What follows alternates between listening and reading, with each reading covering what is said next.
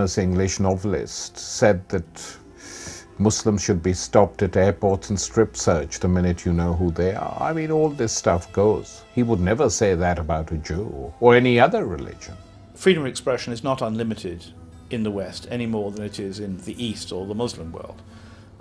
There are various insulting images which are off limits to both peoples, and there are also political reasons why in the West, in many cases, we don't find, for example, a true reflection of events in the Middle East.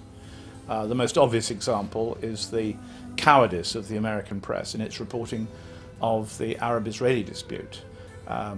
Partly, I think, because American journalists are fearful of being accused of being anti-Semitic if they're critical of Israel. I think that to use the phrase anti-Semitism about a perfectly decent person who's permitted to criticize Israel as a state is an outrageous slander. But it does frighten American journalists. For example, the American press don't like to refer to the Israeli wall built largely on Arab land in the West Bank. So they refer to it as a security barrier, which was the East German way of talking about the Berlin Wall, or a fence. Again and again you find newspapers referring to Israeli colonies, not as colonies but as settlements or neighborhoods or outposts. This is an English language desemanticization. Now, when you have a situation like this, when you call the occupied territories disputed territories, you're saying that this isn't really a very major problem. It's about a fence, it's about a dispute, something you can solve over a cup of tea or in a law court. When in fact, it's about the occupation of somebody and the theft of somebody else's land. So you see, if you see a Palestinian chucking a stone and you think it's about occupied territory, you can understand why he does it. But if it's just about a small dispute, a problem about a neighborhood, then the Palestinian appears generically violent. And thus, through our cowardice in not telling the truth about this conflict, we make the Palestinians a kind of subhuman people who just want to throw stones with no purpose behind it. Not that I'm for any kind of violence ever, but at least we can put it into context. So what you do have is an unwillingness in the West to actually speak freely about the Muslim world. Not because, I mean, we speak over freely when we come to publish, grotesque cartoons of the Prophet Muhammad, but when we should be speaking freely about the very bases of the conflicts which have caused such tragedy and bloodshed in the Middle East, we hold back. We don't want to do that. We're a bit frightened. How to end this Islam-West conflict? How to make this world a safer place for our future generations? How to live in harmony and respect each other's beliefs and cultures? These are the questions facing us today, and we need to find the answers today. I think we are in a moment of history where we are holding our future like water in our hands. And if we let our hands fall, we are unlikely to have a viable world to hand to our children. Some of the history can lead to tremendous misunderstanding, and therefore there's a lot of work to do for people to hear one another's different perspectives. And part of that might be to hear the history told from different perspectives.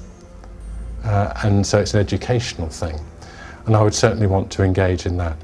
And I hope we will be able to move beyond a crude conflict model of faiths. And obviously a lot of that in times gone by was linked up with politics as well. But simply from a Christian point of view, I think one would want to understand the nature of the two faiths and do as much as you can to build that up. A good understanding. We need more forums of dialogues. There are forums of dialogue, but those are limited to the state level.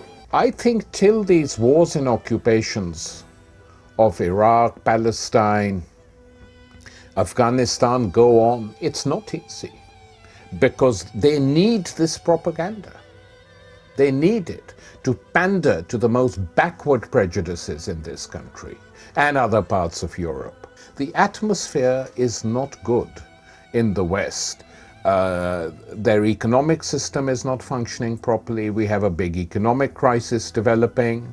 They're waging wars to gain control of petroleum. Palestine has become the symbol of everything that has gone wrong with the Muslim world.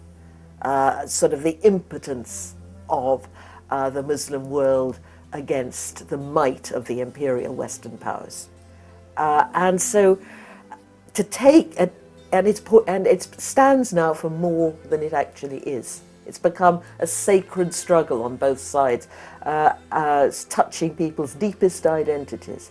And that would take a lot of the heat out of this. Because as long as these conflicts are allowed to fester, then we have no hope. We must stop propping up the puppet presidents and the corrupt kings who rule the Muslim world almost without exception from one end to the other. Instead of propping them up, we should let them face the justice which will be leveled by their people. But we must stop this military domination. We've got to take our Humvees and our Apache helicopters and our M1A1 Abrams tanks and our Bradley armoured vehicles, get them out. It is your land, it is not our land.